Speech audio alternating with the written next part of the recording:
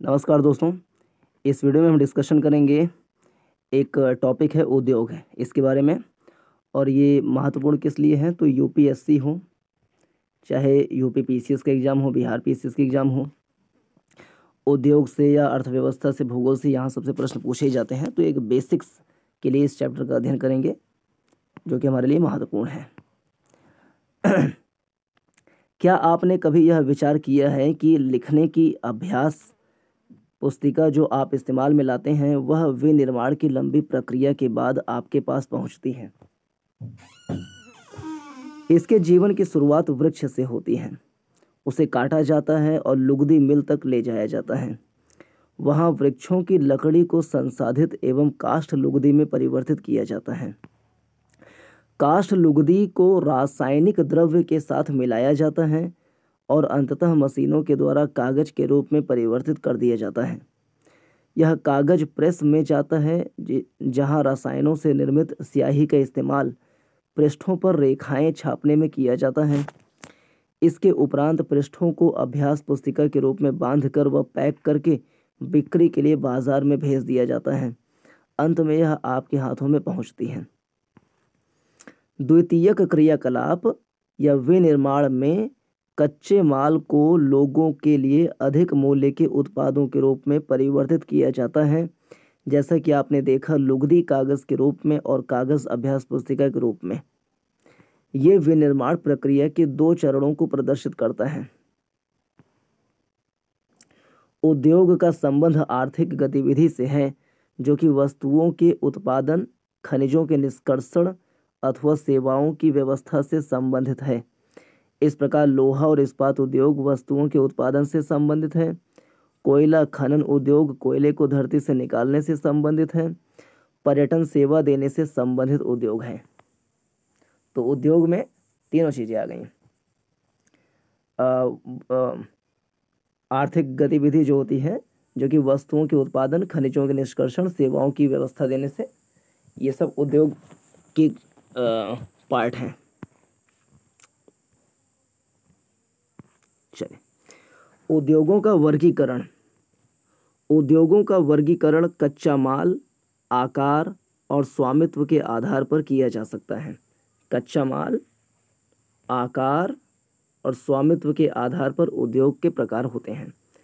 कच्चा माल, कच्चे माल के उपयोग के आधार पर उद्योग कृषि आधारित, खनिज आधारित, समुद्र आधारित, वन आधारित हो सकते हैं, है ना। कच्चा माल के आधार पर अगर देखें तो कच्चा माल के उपयोग के आधार पर उद्योग एक तो कृषि आधारित, खनिज आधारित, समुद्र आधारित और वन आधारित। कृषि, खनिज, समुद्र, वन आधारित हो सकते हैं।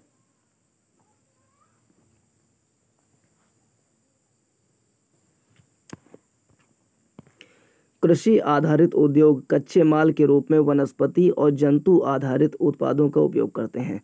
खाद्य संसाधन, वनस्पति तेल, सूती वस्त्र, डेयरी उत्पाद और चर्म उद्योग कृषि आधारित उद्योगों के उदाहरण हैं। एग्जाम में पूछे निम्नलिखित में से कौन कृषि आधारित उद्योग के उदाहरण हैं, तो खाद्य संसाधन, वनस्पति तेल, सूती वस्त्र,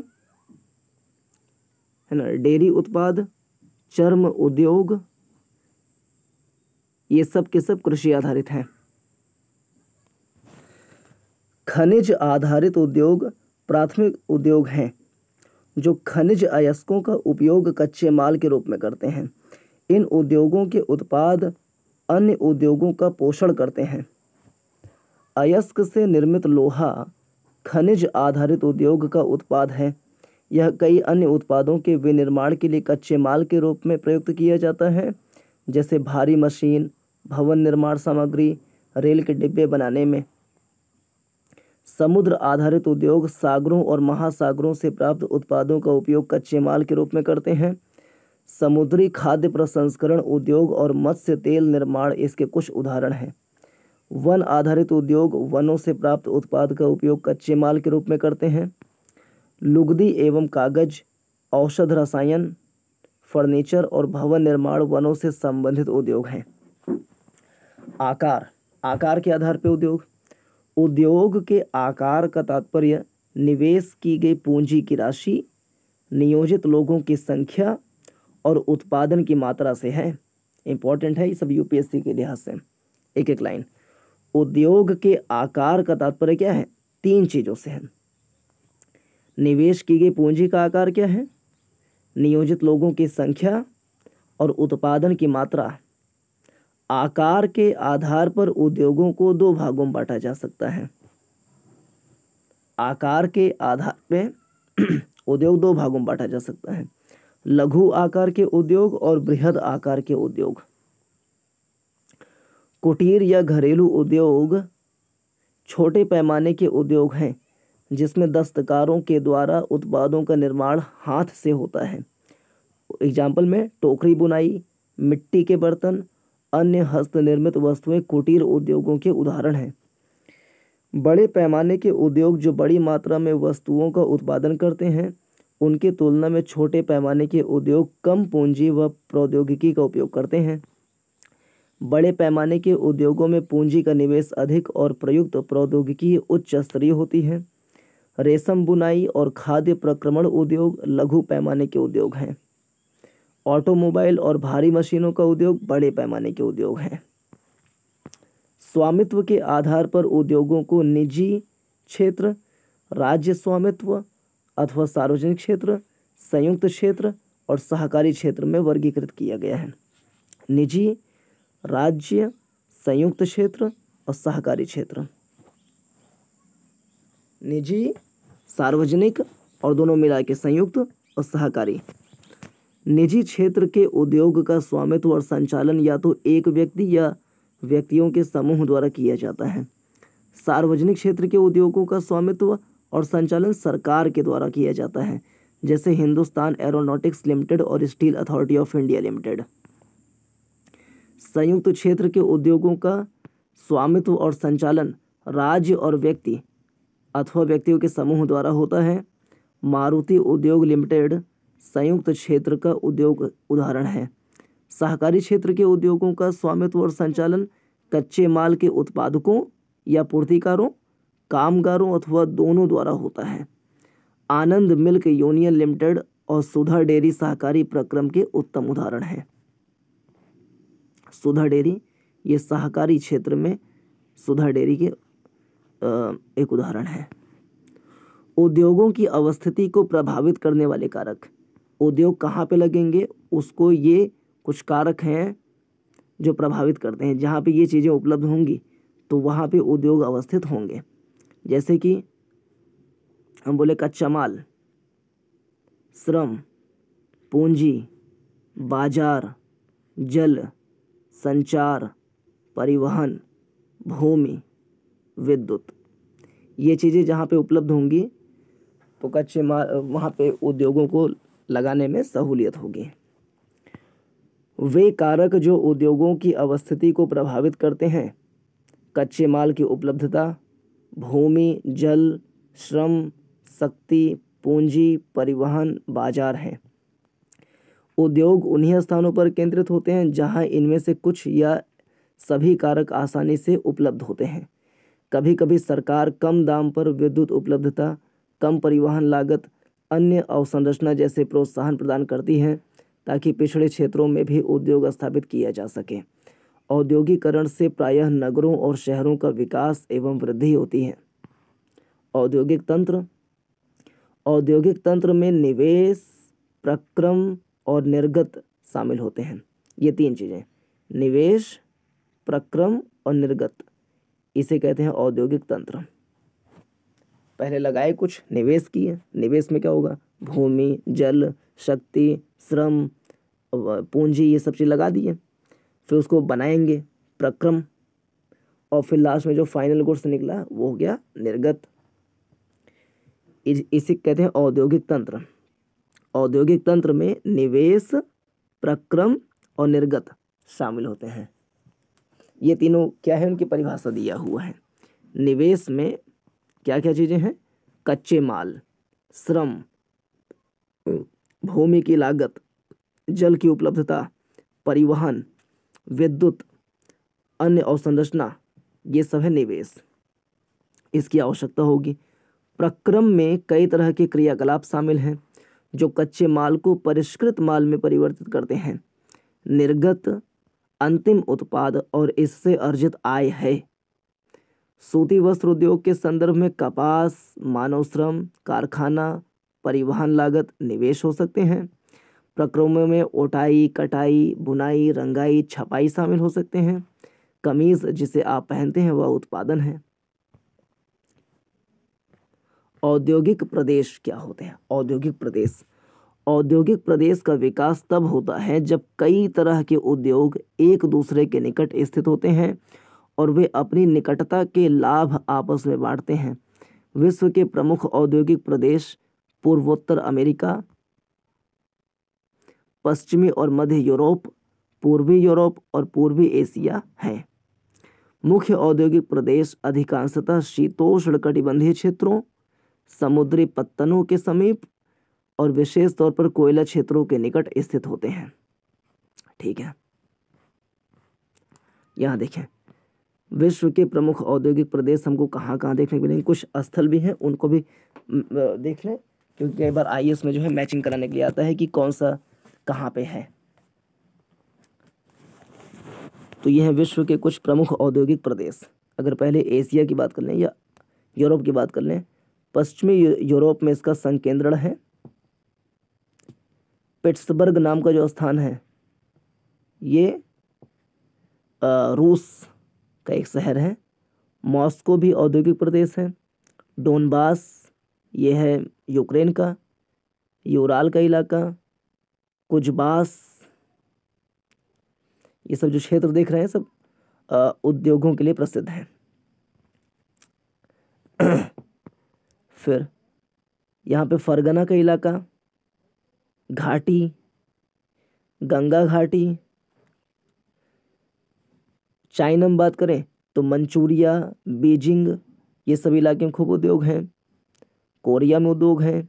जापान में शंघाई, वुहान प्रदेश, गुजाऊ, हांगकांग प्रदेश, मनीला, यहाँ पे मुंबई, चेन्नई, जावा में उद्योग लगे हुए हैं। ईरान में कुछ उद्योग हैं, कैस्पियन सागर के पास में। कुवैत में तो जो कच्चे माल आधारित हैं, खनन आधारित उद्योग यहाँ पे हैं। इराक में भी खनन आधारित उद्योग हैं। इजराइल में उद्योग हैं। कैरो में, इजिप्ट के खार्तूम जो सूडान की राजधानी है, खार्तूम, नैरोबी केन्या की राजधानी, यहाँ पे उद्योग लगे हैं। फिर दक्षिण अफ्रीका में केप टाउन, डरबन, नाइजीरिया, घाना, और जो उत्तर पश्चिमी अफ्रीका है, उत्तर पश्चिमी अफ्रीका, यहाँ पे उद्योग लगे हुए हैं, भूमध्य सागर से लगा हुआ। पश्चिमी यूरोप के इलाके में उद्योग हैं। फिर आ जाएं उत्तरी अमेरिका में, तो एंग्लो अमेरिका विनिर्माण पट्टी पूछे, एंग्लो अमेरिका विनिर्माण पट्टी पूर्वी साइड में है, तो हाँ मतलब पूर्वोत्तर, हम बोल रहे पूर्वोत्तर साइड में है एंग्लो अमेरिका विनिर्माण पट्टी, उत्तर पूर्वी अमेरिका के उत्तर पूर्वी इलाके में है। फिर डेनवर, फोनिक्स भी है ये पे, फोनिक्स, डेनवर, फोनिक्स, ये सब यूएसए में है। वैंकूवर तो कनाडा में है। सिएटल, अब ये सब जो शहर देखेंगे वो सब कहाँ पे है? पश्चिम में है। San Francisco, Los Angeles, San Diego, जुआना, फिर यहाँ पे मैक्सिको सिटी, कराकस, वेनेजुएला की राजधानी है कराकस। बोगोटा, कोलंबिया की राजधानी बोगोटा, यहाँ पे भी उद्योग हैं। इक्वाडोर में उद्योग हैं। मध्य अमेरिका में भी उद्योग लगे हुए हैं। पेरू की राजधानी लीमा में उद्योग हैं। और बहिया तट, एग्जाम में पूछे यूपीएससी के एग्जाम में कि बहिया तट कहाँ है, तो बहिया तट है ब्राज़ील का जो पूर्वी तट है वो है बहिया तट। बहिया तट इंपॉर्टेंट लग रहा है। बहिया तट कहाँ है? तो ब्राज़ील का जो पूर्वी किनारा है वो है बहिया तट। मॉन्टेविडियो, उरुग्वे की राजधानी मॉन्टेविडियो। अर्जेंटीना की राजधानी ब्यूनस आयर्स। और ये सेंटियागो, चिली की राजधानी सेंटियागो। यहाँ सब में उद्योग लगे हुए हैं अच्छे खासे। ये सब औद्योगिक प्रदेश हैं। और सब देखें इसको तो शीतोष्ण कटिबंधीय क्षेत्र में है, समुद्र के किनारे हैं, ये इसकी विशेषता भी हम देख सकते हैं।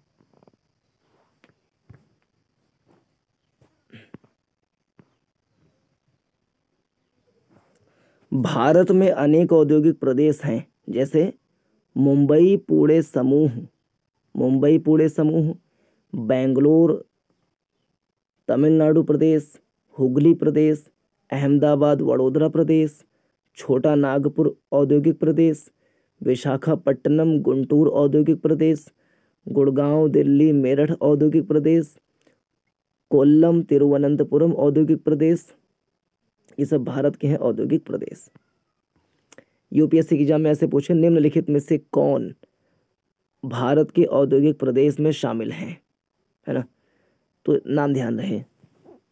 मुंबई पुणे समूह, बेंगलोर तमिलनाडु प्रदेश, हुगली प्रदेश, अहमदाबाद वडोदरा प्रदेश, छोटा नागपुर औद्योगिक प्रदेश, विशाखापत्तनम गुंटूर औद्योगिक प्रदेश, गुड़गांव दिल्ली मेरठ औद्योगिक प्रदेश, कोल्लम तिरुवनंतपुरम औद्योगिक प्रदेश। औद्योगिक विपदा के बारे में दिया हुआ है, चलो इसको पढ़ लें। औद्योगिक विपदा उद्योग में दुर्घटना या विपदा मुख्य रूप से तकनीकी विफलता या संकट उत्पन्न करने वाले पदार्थों के बेतरतीब उपयोग के कारण घटित होती है। भोपाल में 3 दिसंबर 1984 को, डेट इंपॉर्टेंट पूछा गया कई बार। भोपाल में 3 दिसंबर 1984 को, कब 3 दिसंबर 1984 को, कब 3 दिसंबर 1984 को लगभग रात के 12:30 बजे घटित हुआ। अब तक की सबसे त्रासदपूर्ण औद्योगिक दुर्घटना है। यह एक प्रौद्योगिकीय दुर्घटना थी जिसमें यूनियन कार्बाइड के कीटनाशी कारखाने से हाइड्रोजन साइनाइड तथा प्रतिक्रियाशील उत्पादों के साथ साथ अत्यंत विषैली मिथाइल आइसोसाइनेट गैस का रिसाव हुआ था। 1989 में सरकारी सूचना के अनुसार 35,500 व्यक्तियों की इसमें मृत्यु हो गई थी। ये सरकारी आंकड़ा है, 35,500 लोगों की मृत्यु हो गई थी। हजारों लोग जो बच गए वो आज भी एक या अधिक बीमारियों जैसे अंधापन, प्रतिरक्षा तंत्र विकृति, आंत्र शोथ विकृतियों आदि से पीड़ित हैं। 23 दिसंबर 2005 को चीन के गाओकायो चोंगगिंग में गैस कूप विस्फोट से 243 लोगों की मृत्यु।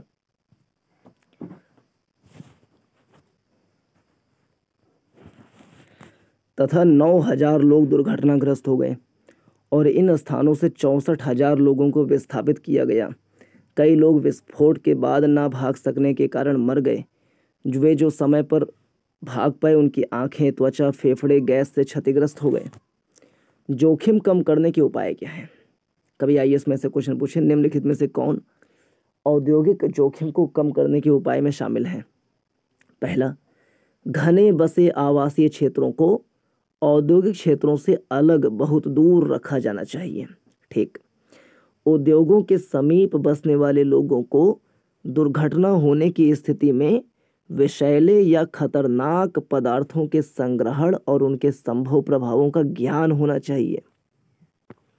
आग की चेतावनी और अग्निशमन की व्यवस्था को उन्नत किया जाना चाहिए। विषैले पदार्थों की भंडारण क्षमता की सीमा होनी चाहिए। उद्योगों में प्रदूषण नियंत्रण के उपाय को उन्नत किया जाना चाहिए। क्या आप जानते हैं, उभरते हुए उद्योग सनराइज उद्योग के नाम से भी जाने जाते हैं। इसमें अब ऐसे पूछे एग्जाम में, यूपीएससी के एग्जाम में, निम्नलिखित में से कौन सनराइज उद्योग है? सूचना प्रौद्योगिकी, स्वास्थ्य लाभ, सत्कार यानी हॉस्पिटैलिटी, है ना, जैसे कि होटल मोटेल, ये सब चीज़ें। ज्ञान से संबंधित उद्योग, ये क्या है? सनराइज इंडस्ट्रीज हैं। फिर से कौन कौन से? सूचना प्रौद्योगिकी, स्वास्थ्य लाभ, सत्कार यानी हॉस्पिटैलिटी और ज्ञान, ये 4 चीज़ें। इसके अलावा फूड प्रोसेसिंग यूनिट भी एक सनराइज इंडस्ट्री है। प्रमुख उद्योगों का वितरण। विश्व के प्रमुख उद्योग लोहा इस्पात उद्योग, सूती वस्त्र उद्योग और सूचना प्रौद्योगिकी उद्योग हैं। लोहा इस्पात उद्योग और वस्त्र उद्योग काफ़ी पुराने उद्योग हैं, जबकि सूचना प्रौद्योगिकी उद्योग एक नया उभरता उद्योग है। वे देश जिसमें लोहा इस्पात उद्योग अवस्थित हैं, कहाँ कहाँ कौन कौन से देश? ऐसे यूपीएससी ने पूछे कि निम्नलिखित में से किन देशों में लौह इस्पात उद्योग अवस्थित है? तो जर्मनी, संयुक्त राज्य अमेरिका, चीन, जापान, रूस। भारत का नाम नहीं दिया तो भारत में भी तो है लोहा और इस्पात उद्योग के कारखाने। जर्मनी, संयुक्त राज्य अमेरिका, चीन, जापान, रूस में भी है और भारत में भी है। वस्त्र उद्योग भारत, हांगकांग, दक्षिण कोरिया, जापान, ताइवान में संकेंद्रित हैं। सूचना प्रौद्योगिकी उद्योग के मुख्य केंद्र मध्यवर्ती कैलिफोर्निया के सिलिकॉन घाटी में और भारत के बेंगलुरु प्रदेश में है। लोहा इस्पात उद्योग, एक शब्द है प्रगलन। इसको देखें, प्रगलन क्या होता है? यह एक ऐसी प्रक्रिया है जिसमें धातुओं को उसके अयस्कों द्वारा गलनांक बिंदु से अधिक तपाकर निष्कर्षित किया जाता है, उसे कहते हैं प्रगलन। लोहा इस्पात उद्योग। अन्य उद्योगों की तरह लोहा इस्पात उद्योग में भी बहुत से निवेश, प्रक्रम और निर्गत शामिल हैं। यह एक पोषक उद्योग है, ये इंपॉर्टेंट शब्द है। लोहा इस्पात उद्योग क्या है? एक पोषक उद्योग है। क्यों? क्योंकि कई सारे और उद्योग, जैसे मान लो मशीन बनाना है, कोई ट्रैक्टर बनाने का इंडस्ट्री है, ट्रैक्टर इंडस्ट्री है, तो ट्रैक्टर में जो लोहा लगेगा वो कच्चा माल है। ये कच्चा माल कहाँ से आ रहा है? लोहा और इस्पात उद्योग से जो लोहा बना वो कच्चा माल हो गया मशीन बनाने वाले उद्योग के लिए। इसीलिए लोहा और इस्पात उद्योग जो है वो एक पोषक उद्योग है, क्योंकि इसके होने की वजह से कई सारे उद्योगों को कई सारे उद्योगों को कच्चा माल उपलब्ध हो रहा है। तो ये आधारभूत उद्योग भी कहते हैं, इसको पोषक उद्योग भी कहते हैं।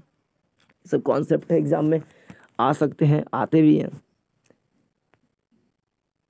लोहा इस्पात उद्योग क्या है? पोषक उद्योग है, आधारभूत उद्योग है, जिसके उत्पाद अन्य उद्योगों के लिए कच्चे माल के रूप में प्रयुक्त होते हैं। उद्योग के लिए निवेश में श्रम, पूंजी, स्थान और अन्य अवसंरचना के साथ साथ लौह अयस्क, कोयला, चूना पत्थर। एग्जाम में से पूछे कि लौह और इस्पात उद्योग में कच्चे माल में क्या क्या शामिल है? लौह अयस्क, कोयला, चूना पत्थर कच्चे माल के रूप में सम्मिलित हैं, तो चूना पत्थर भी लगता है। लौह अयस्क से इस्पात निर्माण की प्रक्रिया में कई चरण शामिल हैं। कच्चे माल को झोंका भट्टी में रखा जाता है, जहां यह प्रगलित होता है। इसके बाद यह परिशोधित होता है। प्राप्त उत्पाद इस्पात होता है, जो अन्य उद्योगों में कच्चे माल के रूप में प्रयुक्त किया जा सकता है। इस्पात कड़ा होता है और इसे आसानी से काटा और आकार दिया जा सकता है, अथवा इससे तार बनाए जा सकते हैं। एल्यूमिनियम, निकल। 2025 में पूछा था इसमें कि निकल कहाँ पे? इंडोनेशिया में पाया जाता है निकल अच्छा खासा। इंडोनेशिया में निकल के भंडार हैं? तो हाँ है। तांबा चिली में पाया जाता है। एल्यूमिनियम जैसी अन्य धातुओं को थोड़ी थोड़ी मात्रा में इस्पात में मिलाकर इसके मिश्र धातुएं बनाई जा सकती हैं। इस्पात के साथ में मिश्र धातु बनाने के लिए क्या क्या हम मिला सकते हैं? एल्यूमिनियम, निकल, तांबा। असामान्य कठोरता, दृढ़ता और जंग प्रतिरोधक क्षमता प्रदान करती है इसे। झोंका भट्टी में लौह अयस्क से इस्पात तक पहले गर्म कर रहे हैं, एक ओर से प्रगलित लोहा निकला और एक ओर से धातु मल और गर्म वायु यहाँ से हम डाल रहे हैं। झोंका भट्टी है ये। ऊपर से लौह अयस्क डाले, चूना पत्थर डाले और कोक का प्रयोग होता है। इसमें पूछो कोक का प्रयोग होता है इसमें इस्पात उद्योग में। इस्पात प्रायः आधुनिक उद्योगों का मेरुदंड कहलाता है। क्या यह मेरुदंड इस्पात प्रायः आधुनिक उद्योगों का मेरुदंड कहलाता है। लगभग सारी वस्तुएं जिनका हम लोग उपभोग करते हैं वे या तो लोहा या इस्पात से बने होते हैं अथवा इन धातुओं से निर्मित औजारों और मशीनों से बने होते हैं। पोत, रेलगाड़ी, ट्रक, ऑटो अधिकांशतः इस्पात से बने होते हैं। यहाँ तक कि सेफ्टी पिन, सुइयाँ जिनका उपयोग आप करते हैं वे भी इस्पात से बनती हैं। तेल कूप इस्पात से बनी मशीनों से बेधित किए जाते हैं। इस्पात की पाइपलाइन से तेल परिवहित किया जाता है। खनिजों का खनन इस्पात के उपकरणों से होता है। कृषि के यंत्र प्रायः इस्पात के बने होते हैं। विशाल भवनों का ढांचा इस्पात का बनाया जाता है। 1800 ईस्वी के पूर्व ट्रेंड दिया हुआ है, इंपॉर्टेंट है ये। 1800 से पहले, सन 1800 से पहले इस्पात उद्योग लगाने का सही स्थिति क्या है, यहाँ पे थोड़ा भीतर। और 1850 से 1950 तक की सर्वोत्तम स्थिति क्या है, ये दिया हुआ है। और 1950 से अब तक की सर्वोत्तम स्थिति क्या है कि समुद्र का किनारा हो तो वहाँ पे ज़्यादा बेहतर है, पानी अवेलेबल है। पहले अंदर ही अंदर ठीक है, पानी यहीं से ले लेंगे, फिर थोड़ा समुद्र के किनारे आते गए। यहाँ पे पढ़ते हैं ध्यान से। 1800 ईस्वी के पूर्व इस्पात उद्योग वहाँ स्थित थे जहाँ कच्चा माल, विद्युत आपूर्ति और बहता जल आसानी से उपलब्ध थे। ध्यान रहे, 1800 ईस्वी के पूर्व इस्पात उद्योग कहाँ अवस्थित है, जहाँ पे कच्चा माल, विद्युत आपूर्ति, बहता जल आसानी से उपलब्ध है। बाद में उद्योग के लिए आदर्श स्थिति कोयला क्षेत्र के समीप, नहरों और रेलवे के निकट थी। 1950 के बाद, क्योंकि 1800 तक तो रेल था ही नहीं, जब 1850 के बाद रेल आएगा तो रेल के पास में ज़्यादा बेटर है। 1950 के बाद लोहा और इस्पात उद्योग समुद्र पत्तन के निकट सपाट भूमि के विशाल क्षेत्रों में केंद्रित होने शुरू हुए। ऐसा इसलिए हुआ क्योंकि इस्पात निर्माण का कार्य इस समय तक बहुत विशाल हो गया और लौह अयस्क विदेशों से आयात करना पड़ता था। ये कथन कारण में प्रश्न आ सकते हैं। भारत में लोहा इस्पात उद्योग कच्चा माल, सस्ते श्रमिक, परिवहन और बाजार का लाभ लेते हुए विकसित हुए। सभी महत्वपूर्ण इस्पात उत्पादक केंद्र जैसे भिलाई, दुर्गापुर, बर्नपुर, जमशेदपुर, राउरकेला, बोकारो एक ही प्रदेश में स्थित हैं, जो 4 राज्यों में फैले हुए हैं। वे 4 राज्य हैं। पश्चिम बंगाल यहाँ पे है, जैसे कि दुर्गापुर पश्चिम बंगाल में है। झारखंड, ओडिशा, छत्तीसगढ़ में लगे हुए खूब सारे इस्पात उद्योग, लोहा और इस्पात उद्योग। ये सब स्थान प्रसिद्ध हैं। भिलाई, दुर्गापुर, बर्नपुर, जमशेदपुर, राउरकेला, बोकारो। भद्रावती और विजयनगर कर्नाटक में, विशाखापत्तनम आंध्र प्रदेश में, सलेम तमिलनाडु में अन्य महत्वपूर्ण इस्पात के केंद्र हैं जो स्थानीय संसाधनों का उपयोग कर रहे हैं। ऊपर एक चित्र है, इसको देखें। चित्र क्या दिखा रहा है, विश्व के प्रमुख लोहा इस्पात उत्पादन केंद्र। देख लें भैया कि कहाँ कहाँ लौह और इस्पात संयंत्र स्थापित हैं विश्व में। देखें, यूरोप के इलाके में है ना, जर्मनी, पूर्वी यूरोप में, यहाँ सब में है लौह और इस्पात उद्योग। यूरोप में अच्छा खासा, रूस में है, जर्मनी में दे रहा है अलग से, देखो भारत में तो है ही, जापान में, पूर्वी चाइना में,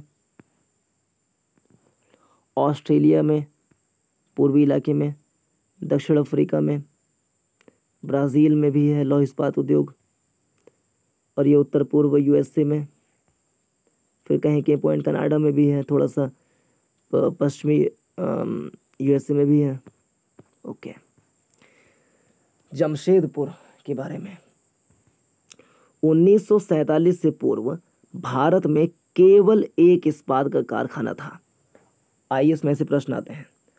1947 से पूर्व भारत में केवल एक इस्पात कारखाना था। हाँ, नाम क्या है, Tata iron and steel company limited, TISCO. यह निजी स्वामित्व में था, स्वतंत्रता के पश्चात सरकार ने यह कार्य अपने हाथ में लिया और बहुत से लोहा इस्पात संयंत्र स्थापित किए। झारखंड में स्वर्णरेखा और खरकई नदियों, ध्यान रहे, झारखंड में स्वर्णरेखा और खरकई नदियों के संगम के समीप साकची में सन 1907 में टिस्को की शुरुआत की गई। बाद में साकची का नाम बदलकर जमशेदपुर रखा गया। भौगोलिक रूप से जमशेदपुर देश में लोहा इस्पात केंद्र के रूप में सर्वाधिक सुविधाजनक स्थान पर है। ये देखिए, जमशेदपुर में लौह इस्पात उद्योग की अवस्थिति है। टाटा इस्पात कार्य यहाँ पे हो रहा है। साकची का इलाका है। स्वर्णरेखा नदी और खरकई नदी के आसपास में बसा हुआ है, इसके संगम पे। यह डालमा पहाड़ी भी है, डालमा पहाड़ी स्थित है। ठीक है, डालमा पहाड़ी है यहीं पे झारखंड में। टाटा नगर रेलवे स्टेशन भी पड़ता है। और कोई मुख्य चीज़ नहीं दिख रहा है मुझको। एक सोनारी स्थान है, जलियां स्थान यहीं पे है। डिमना झील कहाँ है? डिमना झील भी झारखंड पड़ता है, इससे जान लें। चल, साकची को कई कारणों से इस्पात संयंत्र स्थापित करने के लिए चुना गया। यह स्थान बंगाल नागपुर रेल मार्ग पर काली माटी स्टेशन से मात्र 32 किलोमीटर की दूरी पर था। यह स्थान लौह अयस्क, कोयला और मैग्नीज निक्षेपों के साथ साथ कोलकाता के निकट भी था, जहां विशाल बाजार उपलब्ध था। टिस्को को झरिया कोयला क्षेत्र से कोयला और ओडिशा और छत्तीसगढ़ से लौह अयस्क, ये चीज़ ध्यान रहे। टिस्को को कोयला कहाँ से मिलता है? झरिया कोयला क्षेत्र से। टिस्को को झरिया कोयला क्षेत्रों से कोयला और ओडिशा छत्तीसगढ़ से लोहा, चूना पत्थर, डोलोमाइट, मैग्नीज प्राप्त होता है। आईएएस में प्रश्न पूछा जा सकता है कि लौह और इस्पात उद्योग में कच्चे माल के रूप में क्या क्या प्रयोग करते हैं? कोयला, लौह अयस्क, चूना पत्थर, डोलोमाइट, मैग्नीज, खरकई और स्वर्णरेखा नदियों से पर्याप्त जल की आपूर्ति होती है। सरकारी प्रोत्साहनों से इसे पर्याप्त पूंजी उपलब्ध हुई है। जमशेदपुर में टिस्को की स्थापना के बाद कई अन्य औद्योगिक संयंत्र स्थापित किए गए हैं। इनमें रसायन, इंजनों के पुर्जे, कृषि उपकरण, मशीनें, टिन की चादरें, केबल और तार का उत्पादन किया जाता है। भारत में लोहा इस्पात उद्योग के विकास से त्वरित औद्योगिक विकास आरंभ हुआ। भारतीय उद्योग के लगभग सभी क्षेत्र अधिकांशतः अपने आधारभूत अवसंरचना के लिए लोहा इस्पात उद्योग पर निर्भर हैं। भारतीय लोहा इस्पात उद्योग में बृहत समकालिक इस्पात संयंत्रों के साथ साथ लघु इस्पात मिल भी सम्मिलित हैं। इसमें द्वितीयक उत्पादक, रोलिंग मिल और सहायक उद्योग भी शामिल हैं। अब एक स्थान है पिट्सबर्ग, ये भी इंपॉर्टेंट है, पूछा जाता है एग्जाम में, इसको पढ़ लें, ये भी प्रीलिम्स के लिए इंपॉर्टेंट है। ग्रेट लेक्स के नाम से superior, Hurun, Ontario, Michigan, eri. Superior, Huron, Michigan, Erie, Ontario, ये क्रम है। पश्चिम से पूर्व का क्रम क्या है? Superior, Huron, Michigan, Erie, Ontario. Superior, Huron, Michigan, Huron, Erie, Ontario, ऐसे है, माफ करिएगा। Superior, Michigan, Huron, Erie, Ontario, ये क्रम है। इन पांचों झीलों में से सुपीरियर झील सबसे बड़ी है, जो अन्य की तुलना में उच्च ऊर्ध्व प्रवाह पर स्थित है। ठीक है। पिट्सबर्ग कहाँ है ये? एक है पीटर्सबर्ग, वह है रूस में। एक है पिट्सबर्ग, यह संयुक्त राज्य अमेरिका का एक महत्वपूर्ण इस्पात नगर है। पिट्सबर्ग के इस्पात उद्योग को स्थानीय सुविधाएं उपलब्ध हैं। कच्चा माल जैसे कोयला पिट्सबर्ग में ही उपलब्ध है। लौह अयस्क मिनेसोटा की लोहे की खानों से प्राप्त होता है। एग्जाम पूछे मिनेसोटा कहाँ है, तो मिनेसोटा है यूएसए में। किस लिए प्रसिद्ध है? लोहा अयस्क के लिए। जो पिट्सबर्ग से लगभग 1500 किलोमीटर की दूर है। इन खानों और पिट्सबर्ग के बीच नौ परिवहन का सर्वोत्तम मार्ग ग्रेट लेक्स जलमार्ग आता है। यह अयस्क के नौ परिवहन हेतु सस्ता मार्ग है। ग्रेट लेक्स से पिट्सबर्ग क्षेत्र तक लौह अयस्क रेलगाड़ियों से लाया जाता है। ओहियो, मोनोगहेला, एल्गनी नदियों से पर्याप्त जल प्राप्त होता है। आज पिट्सबर्ग में बहुत कम बड़ी इस्पात मिल हैं। ये मिल पिट्सबर्ग के ऊपर मोनोगहेला और एल्गनी नदी की घाटियों में तथा पिट्सबर्ग के नीचे ओहियो नदी के सहारे स्थित हैं। परिष्कृत इस्पात स्थल और जल दोनों मार्गों द्वारा बाजार में भेजा जाता है। पिट्सबर्ग क्षेत्र में इस्पात मिलों के अतिरिक्त कई अन्य कारखाने हैं। रेल, पटरी उपकरण, भारी मशीनों के उत्पादन में इस्पात उद्योग का कच्चे माल के रूप में प्रयोग करते हैं। ठीक है, तो इस वीडियो में इतना ही। पूरा देखने के लिए धन्यवाद। नमस्कार, जय हिंद।